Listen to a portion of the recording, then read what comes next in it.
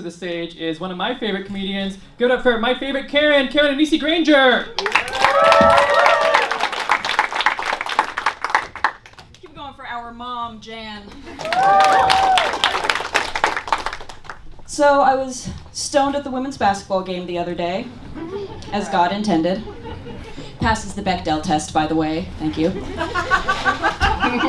Because I was there by myself. I get season tickets with a couple of people, but everybody canceled on me, so it was just me and like 3 empty seats on this side, 3 empty seats on that side, and the row in front of me was also empty, and I'm starting to feel a little self-conscious because, like I said, straight zooted, but this is one of like the most well-produced basketball game that I had ever seen. I was having a great time. We got the Red Steppers and Hoosier Plinko in halftime. Lineup was stacked.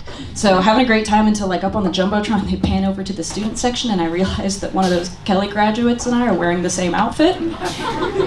Because I live in that Ionic intersection of a Venn diagram of fashion between fuckboy and women's basketball fan.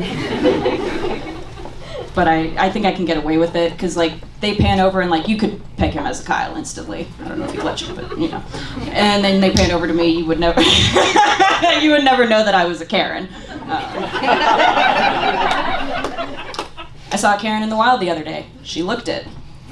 And at this point, like, my name being Karen is a punchline in and of itself. I don't have to do anything besides show up. Looking like a librarian and a musician had a baby. Because that is actually exactly what happened. Aging bisexual librarian and a drug-dealing musician meet in Southern California and have a baby out of wedlock, and don't I fucking look it? So normally I would be the most pretentious person that you've ever met, but they did name me Karen, so I gotta stay a little humble. I asked my mom one time why they named me Karen, why they picked that name, and she told me that my dad got the name out of a book, creative genius that he was, the musician, because she had given him sole creative control over the decision, but the only stipulation was that it could not be the name of anybody that he had ever had sex with. Like I said, humbling. Weird, but, you know, noted Lothario, my father, gave his daughter the most unfuckable name. As if that was gonna circumvent my daddy issues. Anyway, y'all like anime? Yeah. I caught myself going full dad mode watching anime the other day, just hands behind the back, standing 2 feet away from the TV watching as 3 teenagers with psychokinetic powers who got recruited into the Italian mafia do a dance to a royalty-free version of Prince's Pussy Control to the decapitated but still very much alive head of a man who just tried to assassinate them with his own psychokinetic powers on a sailboat off the coast of Italy. And y'all, if you are not watching JoJo's Bizarre Adventure, I swear to God you're missing out because that's a real thing. But if you've never watched anime before, I wouldn't start there. You really need to build up a thicker skin to that kind of nonsense. Unless your suspension of disbelief is just beyond reproach, like me and red flags. I'll let anything slide. Out of curiosity, does anybody know what the fuck I'm talking about?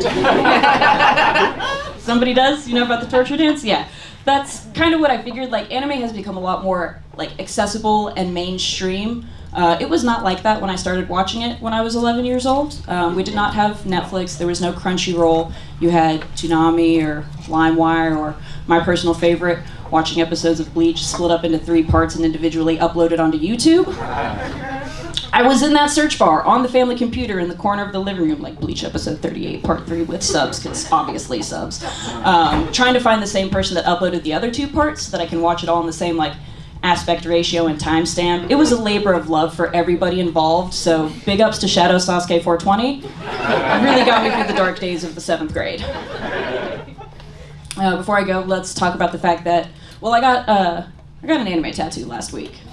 And it looks great. The true test of a bicep tattoo is a halter top, so we're gonna bust that out later, much later. But before I go, we're gonna talk about the fact that this tattoo artist told me that they wanted to try breast milk because it is the closest that they would ever get to cannibalism.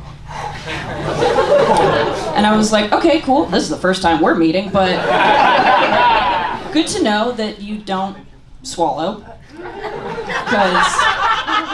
And you know, maybe their partner doesn't like expel like that. I can't believe I just did that. Their partner doesn't expel like that. But I gotta figure in like the hierarchy of human bodily fluids that sit atop the slippery slope on the way into cannibalism, blood is number 1.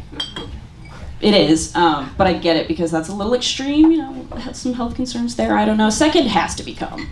It's got to become, right? I mean, for the longest time, we thought semen was just a bunch of little dudes. So, depending on who you ask, and if swallowing cum is cannibalism, then I'm Hannibal Lecter. Right? Okay. I'm gonna finish that way. Thank you all so much. Karen and Nisi Granger, everybody. Lots to think about. Lots for me.